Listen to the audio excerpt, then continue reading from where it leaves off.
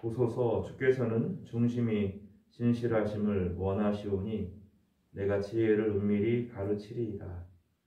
우슬초로 나를 정결하게 하소서. 내가 정하리이다. 나의 죄를 씻어주소서. 내가 눈보다 희리이다. 내가 즐겁고 기쁜 소리를 들려주시사 주께서 꺾으신 뼈들도 즐거워하게 하소서. 주의 얼굴을 내 죄에서 돌이키시고 내 모든 죄악을 지워주소서.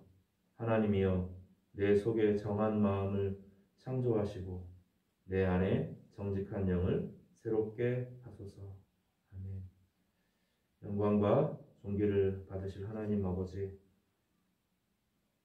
주께서 저희에게 온 것을 주신 것처럼 우리도 이 시간 주님 앞에 모든 것을 드려 예배하며 경배하게 하여 주시옵소서.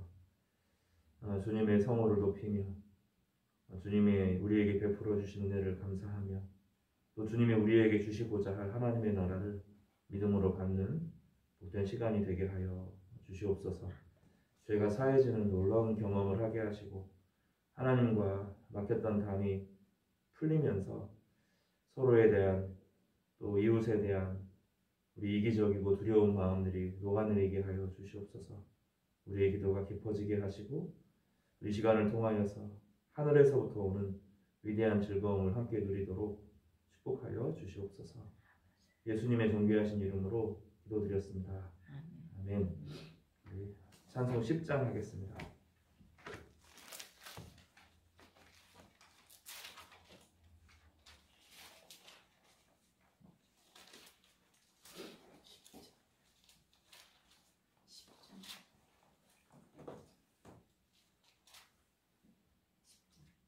전능왕 오셔서 주 이름 찬송케 하옵소서.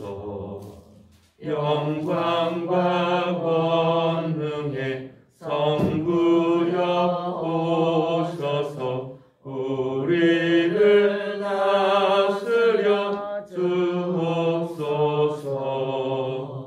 항생한 성자여 오셔서 기도를 들으소서. 택하신 백성들 복 내려 주시고 거룩한 마음을 주옵소서. 위로의 주 성령 오셔서 큰 증거 주옵소서. 전능한 주시여 각 사람 맘에서 떠나지 마시고 계십소서. 성삼위일체께 한없는 찬송을 드립니다. 존귀한 주님을 영광 중 배웠고 영원히 모시게 하옵소서.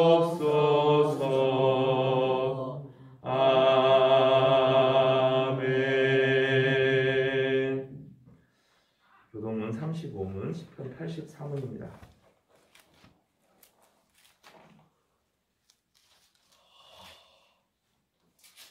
읽어보겠습니다. 만군의 여호와여, 주의 장막이 어찌 그리 사랑스러운지요.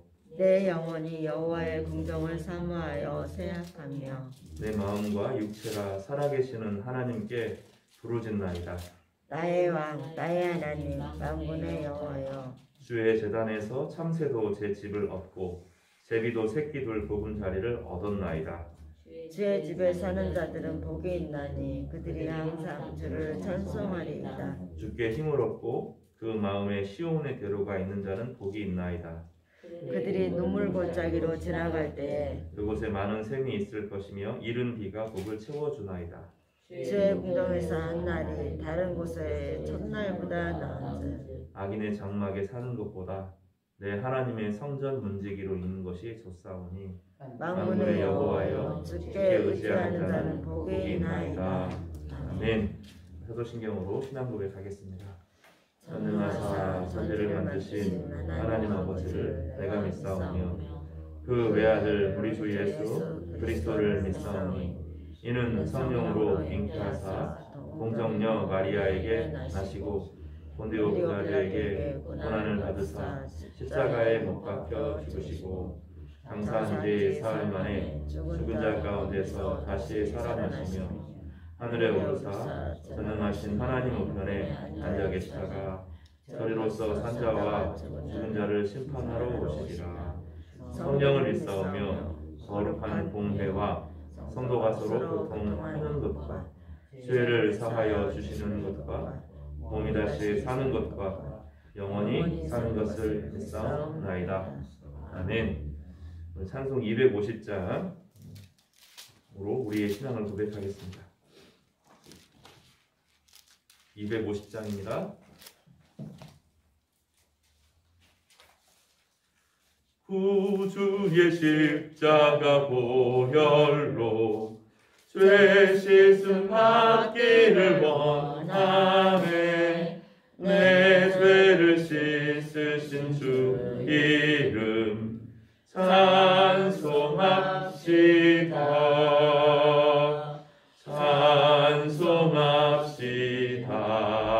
찬송합시다.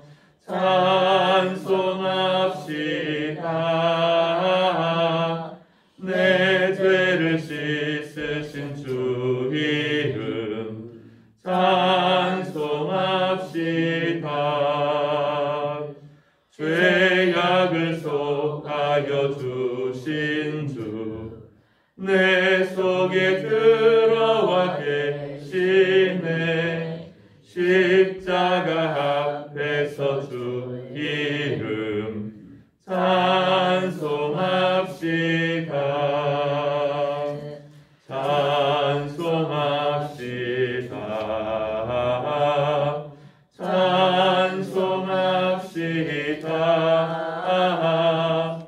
내 죄를 씻으신 주 이름 찬송합시다. 주 앞에 흐르는 생명수 날 씻어 정하게 하시네. 내 기쁨 정성을 다하여 찬송합시다. 찬송합시다. 찬송합시다. 내 죄를 씻으신 주 이름 찬송합시다. 내 주께 회개한 영혼은 생명수 가운데 젖었네. 없고 순전한 주 이름 찬송합시다. 찬송합시다. 찬송합시다. 내 죄를 씻으신 주 이름 찬송합시다. 아멘. 기도하겠습니다. 거룩하신 하나님 아버지, 지난 한 주도 저희와 함께 하셔서 감사합니다. 새로운 한 주를 열어주시고 매일매일 우리의 마음을 새롭게 하시는 하나님과 동행하게 하심에 감사합니다. 하나님, 예수 그리스도를 우리에게 주심으로 우리에게 영적인 생명을 주시고 그 생명을 가지고 서로가 서로에게 몸이 되는 이 기적과 같은 일들을 저희 가운데 베푸셨는데 하나님의 교회가 또 예수 그리스도의 몸으로 성령의 전으로 온전히 회복되어지도록 축복하여 주시옵소서. 하나님 아버지, 진리 안에서 서로를 대하게 하시고 진리가 주는 진정한 사랑 안에 거하게 하시고 우리 이기적인 사랑과 욕망의 사랑들을 떨쳐버리고 하나님이 원하시는 참된 몸으로서의 사랑을 경험하는 저희 성도들이 다 되게 하여 주시옵소서. 하나님 아버지, 예수 그리스도 안에서 주신 성령의 위로를 함께 누리는 귀한 시간이 될 수 있도록 도우시옵소서. 말씀을 듣고자 합니다. 주의 말씀으로 저희를 복되게 하여 주시고 하나님께서 주시는 하늘의 복으로 저희를 가득 채워 주시옵소서. 예수님의 거룩하신 이름으로 기도드렸습니다. 아멘. 네, 하나님의 말씀 같이 읽겠습니다. 오늘 마태복음 16장 13절에서 10절까지 먼저 좀 제가 봉독해 드리겠습니다.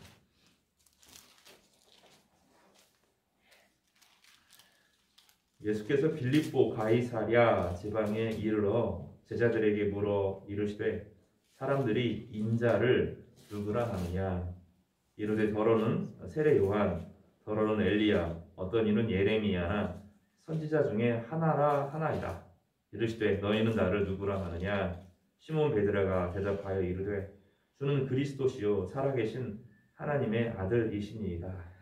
예수께서 대답하여 이르시되 바요나 시몬아 내가 복이 있도다. 이를 내게 알게 한 이는 혈육이 아니요 하늘에 계신 내 아버지시라. 또 내가 내게 이르노니 너는 베드로라. 내가 이 반석 위에 내 교회를 세우리니 음부의 권세가 이기지 못하리라. 내가 천국의 열쇠를 내게 주리니 내가 땅에서 무엇이든지 매면 하늘에서도 매일 것이요 내가 땅에서 무엇이든지 풀면 하늘에서도 풀리리라 하시고 이에 제자들에게 경고하사 자기가 그리스도인 것을 아무에게도 이르지 말라 하시니라. 아멘. 한 곳을 좀 더 읽겠습니다. 누가복음 9장 말씀입니다.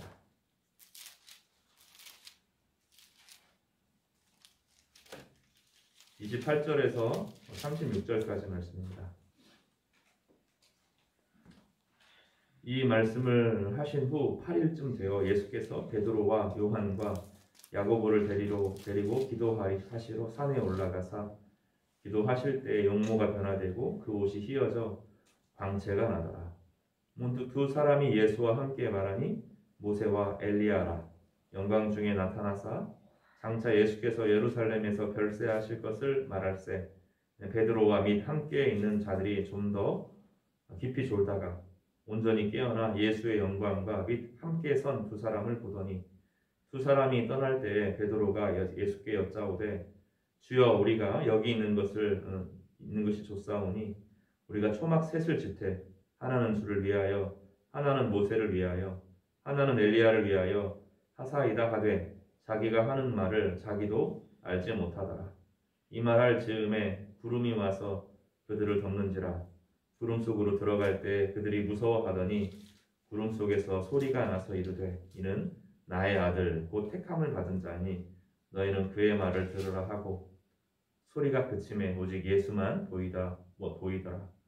제자들이 잠잠하여 그 본 것을 무엇이든지 그때에는 아무에게도 이르지 아니하니라. 아멘. 4월 4일이 부활절입니다. 봄이 화사하게 오고 또 꽃이 피어나는 그 따뜻한 계절에 절기적으로 부활의 아침을 맞이합니다. 부활절을 저희가 지금 2주 앞두고 있는데 이제 이 기간들을 좀 경건하게 주님의 그 십자가를 중심으로 신앙생활 하시면 좋겠습니다. 기독교 안에는 많은 상징들이 있습니다. 목자와 양의 상징도 있고 또 캐톨릭처럼 회개를 상징하고 죄를 상징하는 그런 여러 요소들을 가지고 있습니다. 이제 원래 그 전통적인 예배 본예당 저희 교회도 본 예배당에는 십자가가 없잖아요. 이제 그래도 기독교 안에서는 핵심의 상징을 그리스도의 십자가로 봅니다.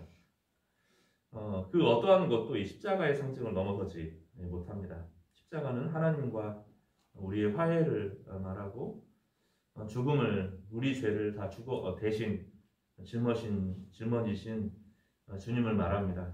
그런데 기독교의 십자가는 캐톨릭 십자가하고 좀 달라서 캐톨릭 십자가가 그리스도의 십자가의 죽음만에 대해서 우리의 죄의 죽음에 대해서 관심을 기울인다고 하면 우리는 그 개신교의 십자가에는 예수님께서 고난당하고 죽으시는 그 모습이 없어요. 예수님의 모습을 그 안에 담지 않습니다.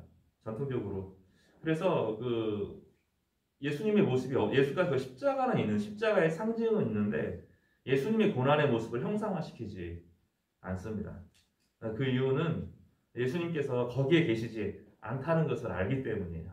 거기 계시지 않고 하늘에서 하나님 우편에서 여전히 온 세상을 다스리는 왕으로 계실 뿐만 아니라 또 우리 마음 가운데 성령으로 계시는 것을 믿기 때문입니다. 그래서 우리는 비워 있음으로 채움을 경험합니다. 여기에 아무것도 없는 것이 아니라 성상도 없고 고난당하는 예수님의 모습이 없는 것은 이 공기 중에 하나님의 영광이 가득하고 우리 마음 가운데 주님의 영광이 있다는 것을 믿기 때문입니다. 이것은 믿음을 통해서만 누리게 되는데 이번 한 주간을 보내시면서 2주간이죠. 2주간을 보내시면서 내 안에 정말로 주님이 계시는 것을 확인하고 또 주님의 말씀을 읽고 묵상하면서 그것이 실제로 경험되어지는 은혜가 있기를 주님의 이름으로 축복합니다. 오늘 말씀은 반석 위에 교회를 세울 것이다 라는 제목으로 함께 은혜를 나누고자 하겠습니다. 이번 주하고 다음 주는 십자가와 부활에 대한 메시지를 함께 좀 살펴보면서 우리에게 자유를 주신다는 것이 도대체 어떤 의미인지를 함께 누리도록 하겠습니다. 오늘 본문은 예수님께서 빌립보 가이사랴 지방에서 하신 메시지입니다. 이 메시지를 전하시기 전에 예수님은 이제 15장 38절에 37절과 38절에 예수님을 따르는 많은 사람들이 굶주렸을 때 떡 7개하고 생선 2마리를 가지고 실컷 사람들을 4,000명 그 남자만 4,000명을 먹이시고 7강주리에 차는 남는 것만 7강주리에 차게 먹는 그런 이제 기적을 경험하게 되었습니다. 5병이어로 그치지 않고 7병이어의 기적을 통하여서 많은 사람들을 배부르게 먹였던 표적을 행하셨습니다. 그 후에 예수님께서 이제 가이사랴 지방에 가서 제자들에게 자기가 누군지를 물어보는 이제 그런 장면이라고 말할 수 있습니다. 이 가이사랴라고 하는 것은 카이사르라는 뜻이고요. 황제에게 속한 빌립보 지역 이런 뜻을 가집니다. 그러니까 이 가이사랴 도시는 헤롯이 그 황제의 이름을 따서 지으면서 이것은 완전히 황제에게 속한 지역입니다 하고 황제에게 바친 그런 땅입니다. 그러니까 그곳은 황제를 기념하는 그런 곳입니다. 예수님께서 바로 그곳에서 사람들은 이 온 세상이 황제에게 속한 땅, 힘과 권력을 가진 사람들에 의해서 지배를 받고 있는 땅이라고 말하는데 사람들은 나에 대해서 어떻게 생각하느냐 물어보시는 것입니다. 우리는 지난주에 문화에 대한 비유를 살피면서 예수님이 왕 되는 것을 원치 않는 세상에 살고 있다고 함께 묵상했어요. 그 원치 않는 곳에서 장사를 하는 겁니다. 미얀마에서 장사를 하는 것과 같이 적대적인 곳에서 복음을 전하는 일들을 저희가 하는 것입니다. 우리는 늘 그걸 인정하고 사는 거죠. 예수님을 믿고 따르는 것을 세상 사람들이 결코 좋아하지 않는다. 이걸 잃어버리면 안 된다는 거예요. 우리가 때로는 선을 행하고 아름다운 일을 행하고 잠깐 좋아 보이지 하지만 근본적으로 갈 길이 달라요. 세상 사람들과 우리 사회에서는 이게 갈 길이 다릅니다. 우리는 주님이 왕 되시기를 원하는 사람들이잖아요. 우리 마음 가운데 늘 주여 우리를 다스려 주십시오 이렇게 고백하는 사람들입니다. 그러나 세상 사람들은 자기가 왕이 되기를 바라는 사람들입니다. 이 근본적으로 다릅니다. 아무리 착해 보여도 세상 사람들이 아무리 착해 보이고 모든 것을 다 뭐 자유롭게 재밌게 의미 있게 행하는 것처럼 보여도 그 마음 안에 들어가 보면 하나님께서 온 우주를 창조하셨고 우리가 하나님 앞에 범죄했으며 우리 죄를 구속할 분은 예수님밖에 없고 그분이 우리의 왕이 되셔야 된다라고 하는 이 기본적인 신앙의 길이 다릅니다. 여기서 우리는 늘 갈림길에 서게 될 겁니다. 오늘 본문도 이제 그런 배경입니다. 지금 로마는 전 세계를 지배하고 있는 시대입니다. 황제의 권위 안에 모두가 통일되어 있습니다. 더 이상 도적도 없고 해적도 없습니다. 로마를 이길 곳이 없습니다. 그러니까 그 팍스 로마나라고 하는 아주 강력한 힘의 세력에 의해서 모든 것이 질서가 잡히고 있는 것처럼 보입니다. 우리는 그런 평화를 참 좋아합니다. 그럼 사실은 그 로마의 평화는 많은 사람들을 죽이고 있는 평화고 약한 모든 것들을 누르고 있는 평화고 그 모든 곳에 세금을 잔뜩 걷어서 자기들이 배불리 먹고 살고 있는 평화인데 그것을 로마의 평화라고 가장합니다. 주님께서는 13절에 이런 상황에서 주권에 대해서 물어보시는 것이죠. 성도 여러분, 그리스도인이 무엇입니까? 오늘 본문에서 그리스도인이 도대체 무엇인지를 살펴보는데 내가 참된 그리스도인이 되기를 갈망하는 그런 은혜가 있기를 주님의 이름으로 축복합니다. 주님께서는 이렇게 물어보셨어요. 두 가지로 크게 물어보시죠. 하나는 사람들은 인자를 어떻게 생각하느냐 이렇게 물어봅니다. 여기 보면 질문이 인자가 누구냐고 물어봅니다. 이렇게 인자라는 단어를 쓰시죠. 인자라는 단어는 사람의 아들이라는 뜻입니다. 예수님께서 자기를 낮추어서 말하는 거죠. 예수님 자신은 하나님의 아들이시잖아요. 그래서 이렇게 물어보실 수 있어요. 내가 하나님의 아들인데 사람들은 나를 뭐라고 불러? 이렇게 물어볼 수도 있습니다. 하나님의 권위를 가지고 이 땅에 왔는데 사람들은 나를 뭐라고 부르느냐 이렇게 물어볼 수도 있습니다. 그러나 주님께서는 아주 자기를 낮춰서 자기는 사람의 아들로 이 땅에 살고 있는데 그런 사람들은 정말로 나를 누구라고 하느냐 이렇게 물어봅니다. 사람들 예수님 그때 제자들이 이렇게 답합니다.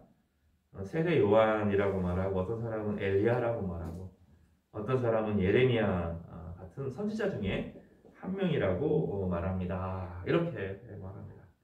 이 말 속에 사람들이 기대하는 것이 다 들어있어요. 예수님을 통하여서 사람들이 기대하는 것이 이 안에 드러나 있습니다. 그 사람을 있는 그대로 좀 봐주면 좋은데 우리는 그 사람에게 뭔가 다른 걸 자꾸 기대해요. 저 사람이 저 정도 되겠지 하는 어떤 기대를 가지고 사람을 대합니다. 그걸 선입견이라고 부르죠. 선입견은 우리 안에 아주 오래된 생각들입니다. 신앙생활을 하면서 선입견이 있습니다. 우리 안에 선입견이 있어서 하나님이 나에게 그런 하나님이 되기를 갈망하는 그런 마음들이 있습니다. 오늘 그 얘기를 좀 함께 나눠보겠습니다. 우리 안에 도대체 어떤 선입견이 있는지를 한번 살펴보고 정말로 주님 안에서 교제한다는 것이 무엇인지를 살펴보려고 합니다. 사람들의 선입견은 세례 요한, 엘리야, 예레미야, 선지자 이런 사람입니다. 세례 요한은 철저한 금욕주의자였습니다. 성령 안에 있지만 예수님과는 좀 달랐습니다. 그래서 세례 요한은 신약에 살지만 구약에 속한 사람입니다. 세례 요한은 신약에 속한 사람이 아니라 구약의 선지자의 완성과 같은 사람입니다.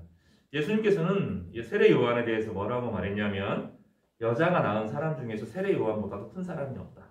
이렇게 말하면서 구약 전체의 사람 중에서도 가장 탁월한 사람이다. 이렇게 말했습니다. 그런데 주님께서도 뭐라고 말했냐면 하나님 나라에서는 세례 요한보다 작은 자가 없다. 이렇게 말하면서 신약에 속한 모든 사람들은 세례 요한보다 훨씬 더 탁월하고 압도적이고 의미 있고 가치 있는 삶을 누리고 살아갈 것이다 라고 말합니다. 그래서 딱 서문을 긋습니다. 세례 요한과 같이 선지자에 속하고 예수님을 소개하는 사람임에도 불구하고 신약에 있는 모든 사람들보다 예수님에 대해서 잘 모른다는 거예요. 좀 어려운 표현일 수 있는데 우리가 알고 있는 예수님의 능력, 성령의 능력보다도 세례 요한이 누리는 것이 적다라는 뜻을 가집니다. 세례 요한은 존경받는 사람이었습니다. 금욕주의자였습니다. 우리는 교회에게 그런 이미지를 묘사하고 예수님도 그런 분으로 묘사할 때가 많이 있습니다. 예수님 하면 철저하게 도덕을 지키고 철저하게 금욕주의고 잠도 안 자고 밥도 안 먹고 오직 금식하고 기도만 하는 그런 분으로 생각을 할 때가 많습니다. 그리고 교회를 향하여 왜 교회는 그렇게 하지 않는지를 물어봐요. 목회자를 향하여서 왜 결혼하는지 물어봅니다. 목회자들도 자기를 속여요. 결혼하고 막 살면서 철저하게 가난하다 어느 순간에 갑자기 탐욕스럽게 바뀌기도 합니다. 또는 뭔가 좀 하나님 나라를 잘못 이해하고 있기 때문입니다.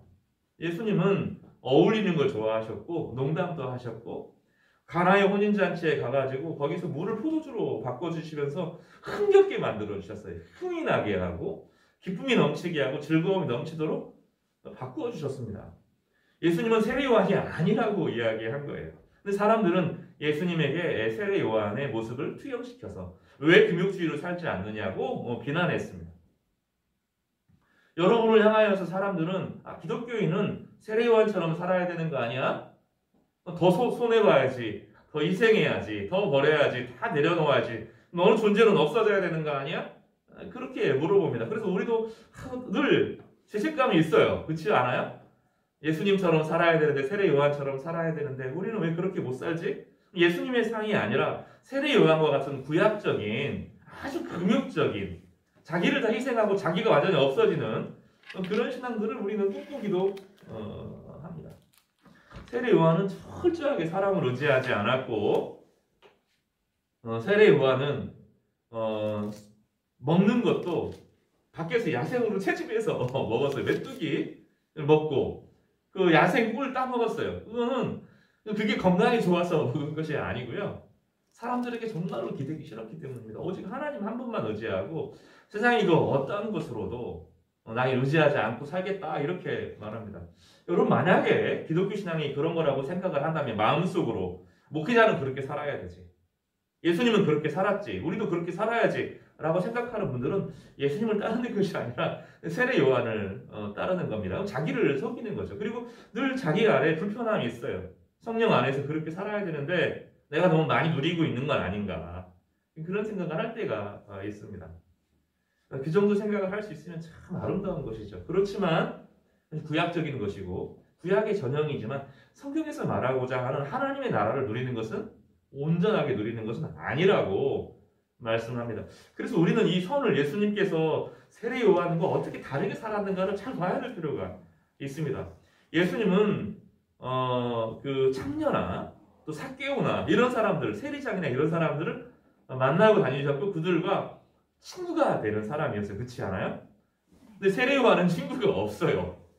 세례 요한은 고고하게 홀로 서 있는 사람입니다. 예수님은 그게 하나님 나라의 완성은 아니라고 자기를 보여주는 구약의 온 정신을 다해서 구약의 선지자의 전통을 따라서 예수님 하나님의 말씀을 따라서 저분이 예수님이라고 소개하는 역할을 하지만 세례 요한이 하나님 나라 정의롭고 올바른 사람이지만 하나님 나라의 온전한 모습을 보여주는 사람은 아니라고 말했습니다.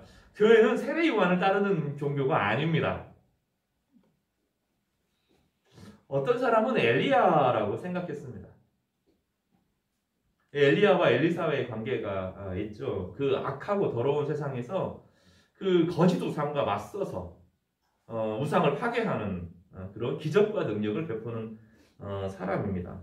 이 엘리야라고 하는 사람은 특별히 어떤 의미를 갖냐면 그 부족하고 죽어있는 곳에서 그 비를 내리는 사람, 이스라엘 전체에게 생명을 풍성하게 가져올 수 있는 그런 사람이라는 생각을 합니다. 근데 엘리야가 다시 왔다고 생각을 하는 거죠. 다시 와서 악한 왕들을 몰아붙이고 특히 아합과 같은 왕을 죽이고 새로운 나라를 세울 수 있는 어떤 개혁적인 이미지가 엘리야에 담겨져 있어요. 아합 왕이 다스리고 있는 악한 시대에 끝까지 그 아합 왕과 맞서서 싸웠고 거짓 우상들과 싸웠고 나중에 보면 새로운 왕조를 일으키는 이런 사람으로서 엘리야를 이해합니다. 사람들은 엘리야를 기대합니다. 엘리야와 같은 사람이 등장을 하여서 이 악한 정치 세력을 뒤집어 엎고 새로운 세상을 만들어내기를, 이 부자와 가난한 사람의 문제를 다 해결하기를 바랍니다. 그래서 막 개혁을 일으키고 모든 것을 바로잡는 이런 것을 원하기도 합니다. 이 부자들은 다 악한 사람이고 가난한 사람은 선한 사람이고 경제적인 문제가 해결이 되어지면 우리 모두가 함께 잘 살 거라고 착각을 합니다. 그거 불가능합니다. 그렇게 안 됩니다. 이 부자와 가난한 사람의 문제는 그런 방식으로 해결되는 것이 아닙니다. 엘리야와 같이 개혁적인 이미지, 힘을 가지고 저 악한 사람들을 때려잡는 방식으로 세상 평화를 가져오는 방식을 사람들이 원하는데 사람들은 그런 걸 기대한다는 것입니다. 어떤 사람은 예레미야 같은 사람을 기대합니다. 말세 예레미야는 유다가 멸망할 때의 선지자였습니다. 그는 하나님의 말씀을 가지고 진짜 소망을 가져온 사람이죠. 나라는 망할 것이지만 언젠가 이 유다가 회복될 것이다. 이런 기대를 가지고 망할 곳에서 땅을 산 사람이 예레미야입니다. 하나님께서 그 땅을 사라고 요구하셨습니다. 예레미야에 담긴 것은 그 유다의 멸망을 염두에 두는 메시지입니다. 예레미야를 기대한다는 것은 그 사회가 얼마나 힘든 사회인지, 정치 지도자들과 종교 지도자들 얼마나 썩었는지를 보여주는 대표적인 메시지라고 할 수 있겠습니다. 우리는 그런 말들에게 우리가 기대하는 바들이 있어요. 목회자에게 기대하는 바가 있고, 또 성도들에게 기도하는 바가 있고, 교회에게 기대하는 바가 있습니다. 근데 여러분, 자기가 하지 못하는 것을 다른 사람에게 기대하면 안 됩니다. 영성이라고 하는 것이 이중잣대를 재는 게 아닙니다. 하나님 앞에서는 다 똑같기 때문에 목회자로 살든 장로로 살든 집사로 살든 안수 집사로 살든 뭐 하든지 간에 똑같은 기준을 제시하는 것입니다. 목사라고서 더 영성이 좋아야 되는 게 아닙니다. 제가 누누이 이야기하지만 장사하는 사람은 그 영성이 더 뛰어나야 되는, 그 성령의 충만함을 따라서 성령과 동행하면서 장사해야 되는 것이지 목사보다 영성이 떨어지면 안 됩니다. 그러니까 저는 이제 성경을 연구하고 가르치는 사람이기 때문에 그걸 더 깊이 연구하고 목회자로서의 그 책임을 감당해야 되는 것은 맞죠. 영성인 면에서는 그렇지 않습니다. 영성인 면에서는 여러분이 자신의 삶에 있어서 성령이 필요합니다. 가정주부로 전업주부를 하든 또 사회에서 사업을 하든 장사를 하든 공무원으로 살든 우리는 똑같이 하나님의 자녀이고 같은 영성을 가지고 살아갑니다. 그래서 이중잣대를 대면 안 됩니다. 목사보다도 목사는 가난하게 살아야 되고 나는 그것보다는 좀 부자로 살아야 한다. 그러면 안 됩니다. 목사의 삶과 신약의 교회에서는 그렇지 않습니다. 목사의 부와 성도의 부는 똑같아야 됩니다. 같은 것입니다. 같은 기준 안에 놓여 있습니다. 왜 그런지를 오늘 본문에서는 이야기합니다. 사람들이 기대하는 것과 실제로 주님은 어떠한 분인지는 다르다는 것입니다. 주님께서는 그러면 제자인 너희는 나를 어떻게 생각하느냐라고 물어보셨습니다. 베드로는 다른 이야기 하지 않고 두 가지로 이야기합니다. 당신은 그리스도시고 살아계신 하나님의 아들이십니다. 이렇게 고백합니다. 주님께서는 이것이 사람에게서 나온 것이 아니라 하늘에 계신 내 아버지, 여기서는 이제 예수님의 아버지, 주님께서 하나님께서 자신의 아버지라고 이제 표현을 하는 장면이 여기서 나오죠. 주는 그리스도시요 살아계신 하나님의 아들입니다. 이런 고백을 합니다. 두 가지로 설명을 하죠. 그리스도라고 하는 것은 하나님께 보냄을 받아서 왕과 제사장과 선지자로서 모든 사람들을 건지는 사람이라고 말하고요. 또 하나는 하나님의 아들이다라고 말하면서 모든 권위가 주님에게 있다고 말합니다. 오늘 본문은 베드로의 고백은 완전한 그리스도의 이상과 더불어서 예수님의 권위를 하늘로부터 하나님에게로부터 딱 높여드리는 그런 말입니다. 그리스도라고 하는 말은 우리의 온전한 구원자가 되신다. 주님만이 우리의 구원자가 되신다라는 신앙 고백이고요. 다른 그 어떤 것도 우리를 구원할 수 없지만 그리스도는 우리를 왕으로서 제사장으로서 선지자로서 구원하신다는 메시지고요. 하나님의 아들이라고 하는 것은 신적 권위를 가지는 유일한 분이라고 말하는 것입니다. 베드로의 고백은 정말로 놀라운 고백인데 이제 하나님의 아들이다 하는 말이 오늘 본문에서는 소개가 잘 안 되고요. 누가복음 9장에서 28절에서 35절, 36절까지 예수님께서 변화산에서 기도하시면서 용모가 변화되시고 나시면서 하나님 아버지께서 예수님에게 예수님의 신성의 모습을 회복시켜 주시고 예수님의 음성을 들으라. 너 이는 내 아들이니 이의 말을 들으라고 하시면서 모든 권위를 구약에 있는 모든 권위를 폐하시고 예수님의 음성 안에서만 생명의 구원을 베풀어 주시는 그런 권위자로 임명하시는 장면이 나옵니다. 구약에 엄청나게 중요한 메시지들이 있는데 이게 다 없어졌다는 것이 아니라 예수님을 통해서만 바로 알 수 있다는 거예요.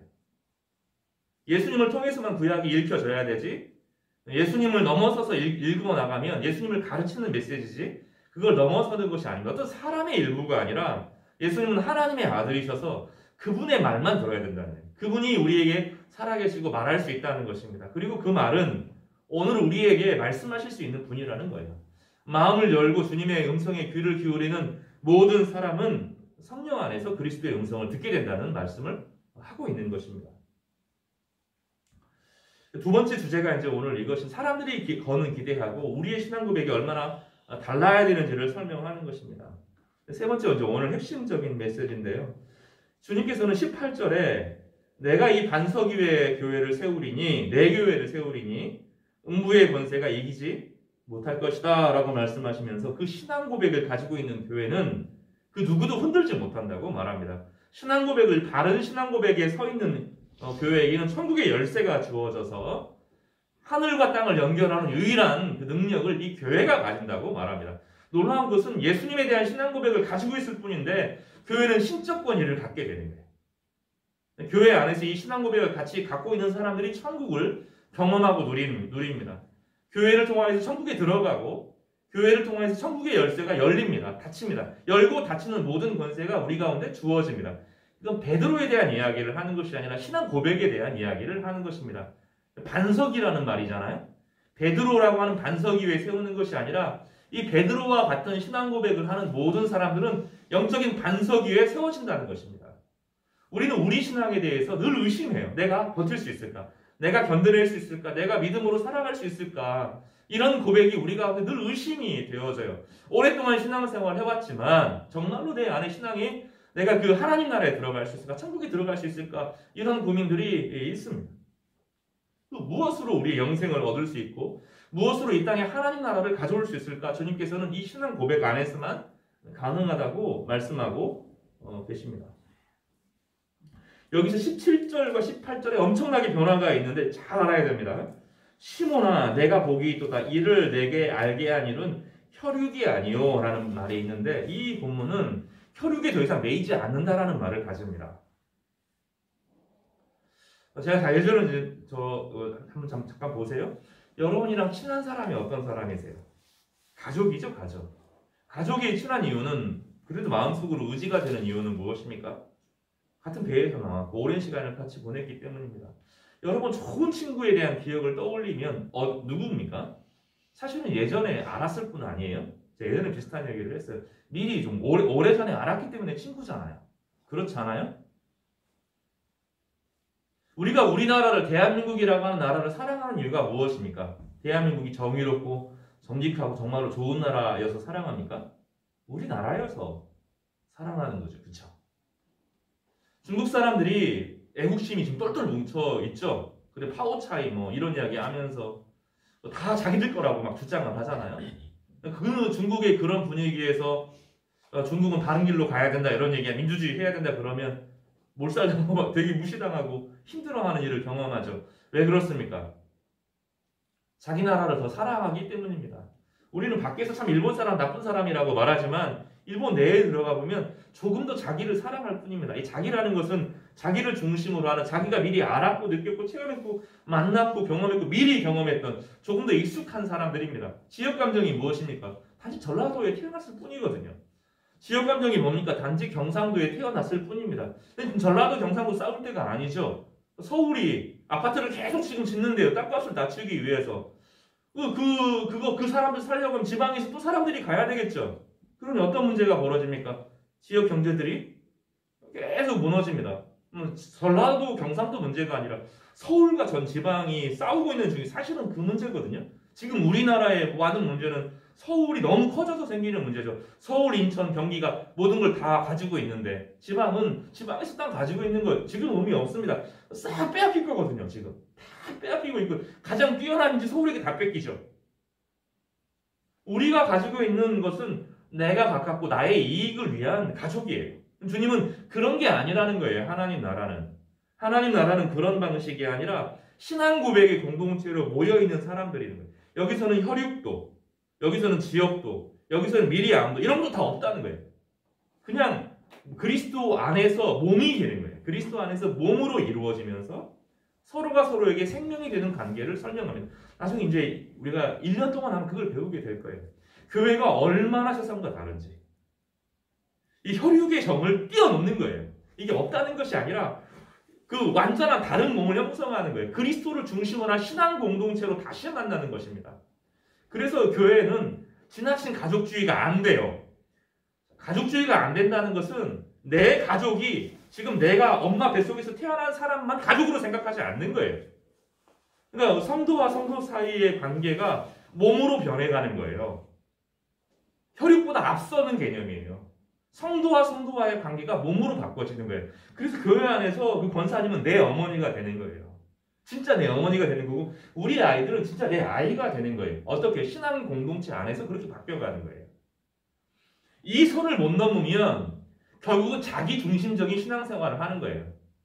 자기밖에 모르는 사람이 되는 거예요. 나에게 이익이 되는 가족이 되는 거죠. 나를 지켜줄 유일한 사람으로 보는 거죠. 이것을 못 넘어가요. 기도가 늘 자기 중심적이에요.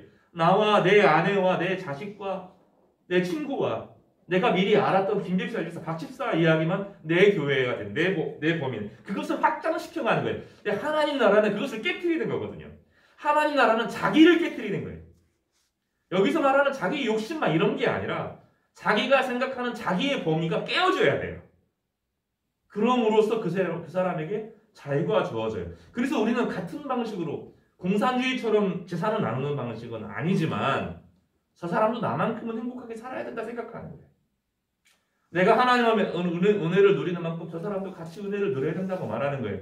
이것이 정서적인 것을 뛰어넘어서 경제적인 모든 것들을 함께 나누는 관계로 바꿔가는 것이 그것이 교회입니다. 여기서 장애가 되는 것이 자기 욕심이죠. 이 자기 욕심을 죄라고 부르는 거예요. 그래서 사람들이 뭐라고 생각하느냐와 예수님 너희들은 나를 뭐라고 생각하느냐에서 차이가 엄청 큽니다. 이 다음 부분에서 어떤 일이 나오냐면 예수님께서 십자가에 대한 메시지를 전합니다. 내가 십자가를 질 것이다. 그러니까 베드로가 뭐라고 말하냐면 절대로 그렇게 못하겠다. 목숨을 걸고 맞겠습니다. 그런 얘기를 합니다. 주님을 너무 사랑하는 거죠. 주님께서 이건 뭐라고 말했냐면 인간적인 사랑이라는 거예요. 그리고 사탄이라고 베드로를 돌려 세웁니다. 앞에는 분명히 너는 뭐라고 그랬어요? 다연아 시몬아 네 신앙 고백 위에 내가 교회를 세울 것이다 그랬죠? 그런데 21절에서부터 23절에 보면 예수께서 돌이키시되 베드로에게 이르시되 사탄아 뒤로 물러가라 너는 나를 넘어지게 하는 자로다. 이렇게 말합니다. 자기를 위해 주니까 좋지 않아요? 자기 편이 되어주잖아요. 목회자로 살면서 제 편 되어주는 사람 좋지 않겠어요? 부모님 좋지 않겠어요? 또 저를 좀 지지해주고 격려해주는 분들이 있으면 더 좋지 않겠어요? 근데 주님께서는 딱 뭐라고 말해요? 사탄아 물러가라 딱 말하잖아요. 이거는 인간적인 문제가 아니라는 거예요. 이거는 예수님께서 십자가를 지심으로 자기를 부인함으로써 이제는 새로운 공동체, 십자가의 몸으로써 새롭게 빚어져가는 몸의 일부로 되어져가는 거죠. 그 안에서 자기를 사랑하고 자기가 먼저 알았던 사람들을 사랑하고 우리라고 말하는 것이 사실은 얼마나 이기적인 이기심의 덩어리잖아요. 중국이 잘 되려면 어떻게 해야 돼요? 미얀마 군부 부추겨가지고 미얀마를 차지해야 되는 거거든요. 이 미얀마는 이슬람 지역으로 넘어가는 교두보고 그 바다로 날아가는 핵심이거든요. 그러니까 미얀마가 누가 힘을 가지고 있느냐는 중국의 정책에서 너무너무 중요한 일이에요. 그럼 중국 사람들이 자기가 잘 살고 그 고난당하는 중국 사람들이 서로 잘 살게 하기 위해서 국가가 힘을 발휘하고 하는 게 중국에게 나쁜 건가요? 우리에게는 나쁘고 미얀마에게는 나쁘고 미국에게는 나쁘죠. 미국도 똑같죠. 미국이 힘을 발휘하려고 하면 우리나라 잃어버리면 안 되거든요. 그러니까 자극하고 뭐하고 하는 거예요. 그 누구도 우리 편이 없거든요. 결국은 자기가 자기 스스로를 세우지 않으면 안 되는 과정이죠. 이런 방식으로 자기가 자기를 키워서 큰 나라가 되는 것은 앞에 있는 로마의 방식이라는 거예요. 그게 황제의 방식이라는 거예요. 주님께서는 그래서 13절에 가이사 지방에 이르러서 사람들이 나를 누구냐고 물어보시길, 다른 지역에서 물어보지 않고 황제의 힘과 섬김의 힘을 대조로 보여주는 것입니다. 섬겨야 된다라는 그런 개념보다 훨씬 큰 개념이에요. 저 사람은 내 몸이다라고 생각하는 거죠. 교회는 바로 그 일들을 하는 거예요. 혈족이나 가족이나 친구나 경제적인 부분을 남자나 여자나 지역이나 이 모든 경계를 다 깨트리고 예수 그리스도 신앙 공동체 안에서 서로가 몸으로 섬겨주는, 몸이 진짜 몸으로 여겨지는 그런 공동체라고 말합니다. 신앙은 그 교회라고 하는 것은 정말로 위대한 거예요. 주님의 몸이고 주님의 능력이고 주님의 권능입니다. 교회가 로마를 이겼던 힘은 교회가 경제적으로 힘이 있어서 로마를 뒤집어 엎은 게 아닙니다. 교회는 자기 중심주의를 뛰어넘었어요.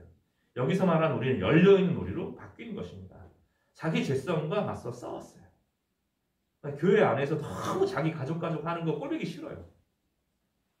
맨날 같은 사람들이랑 지내는 거 꼴보기 싫어요. 그게 교회의 정이 아니기 때문입니다. 옛사랑 추억 막 이런 거 이야기하면서 동창회, 그 말이 안 돼요. 그런 거 하지 마세요. 진짜 중요한 것은 성도와 성도들 안에서 이 사람도 나만큼 행복을 누려야 된다. 이런 전제를 가지고 대하는 거예요. 이것이 교회가 가지고 있는 비밀입니다. 주님께서는 그런 공동체에게 뭐라고 말했냐면 19절에 축복하시겠다고 하셨어요. 18절에 음부의 권세가 몇 가지로 설명을 한 17절에는 흔들리지 않는다. 이것이 이제 첫 번째 축복이고요.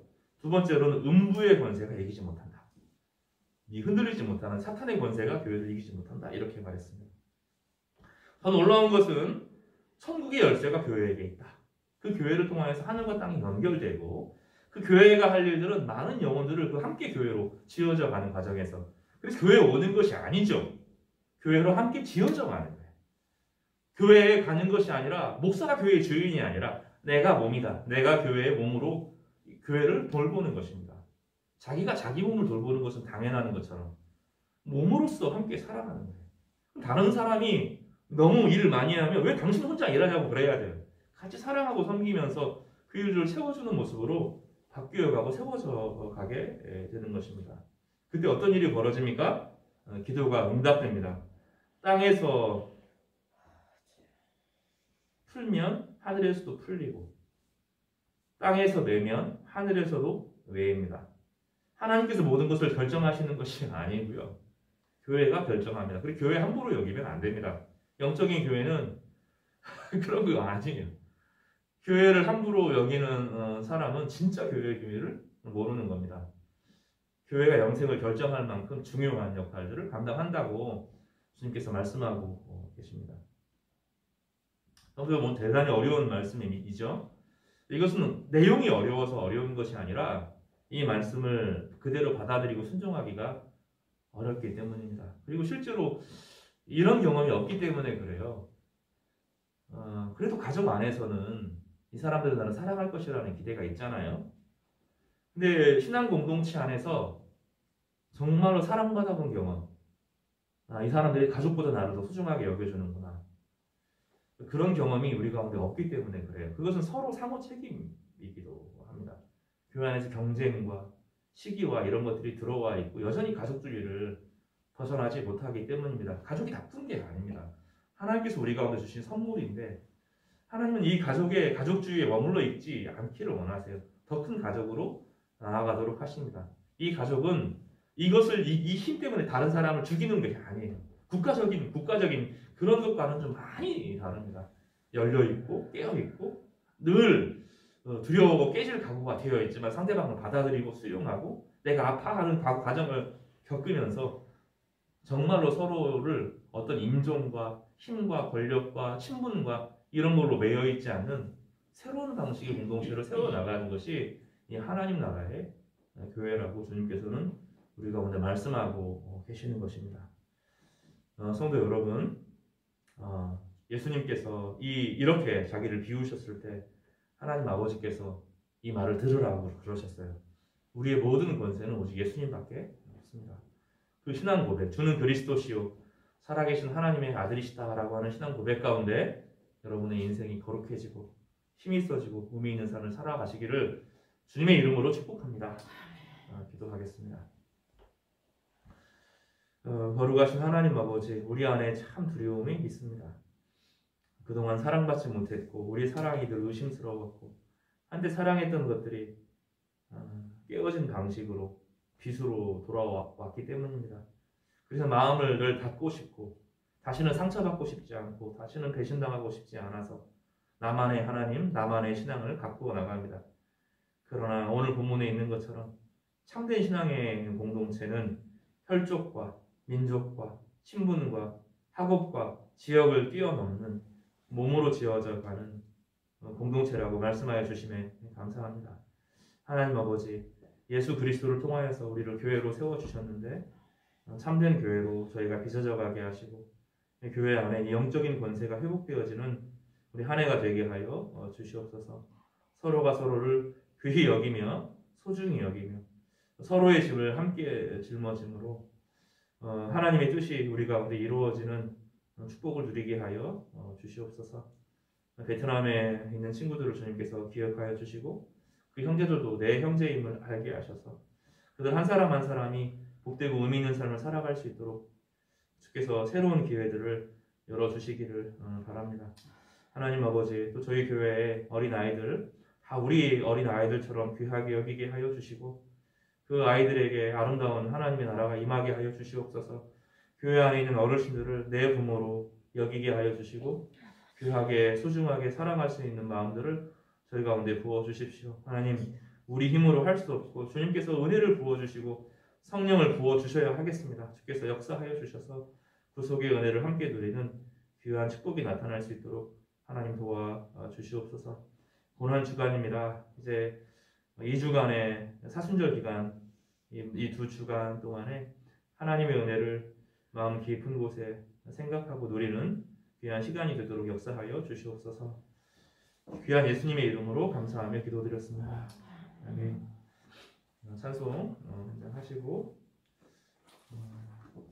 축도 예배 마치겠습니다. 187장입니다.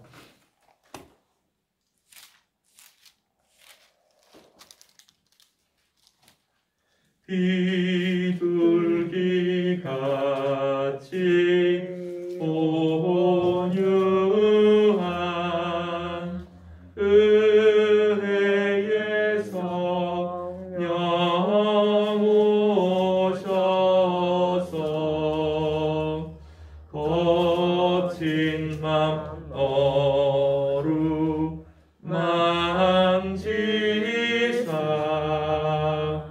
위로와 평화 주소서.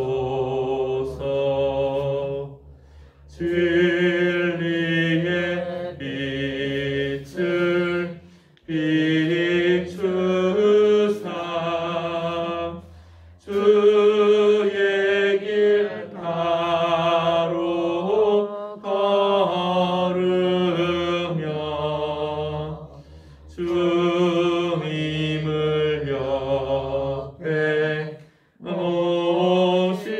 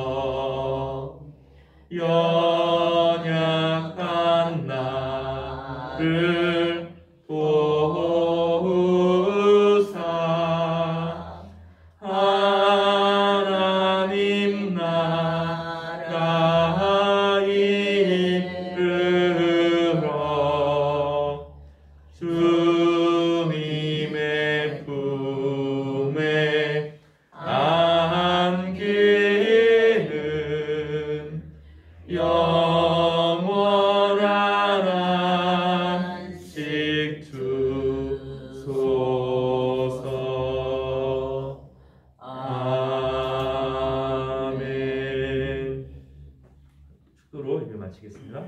지금은 우리 주 예수 그리스도의 은혜와 하나님 아버지의 사랑과 성령님의 위로 교통 역사하시는 은혜가 예수 안에서 함께 지어져가는 거룩한 공동체로 부름받은 온 성도들 위해 지금부터 영원까지 함께 있을지어다. 아멘.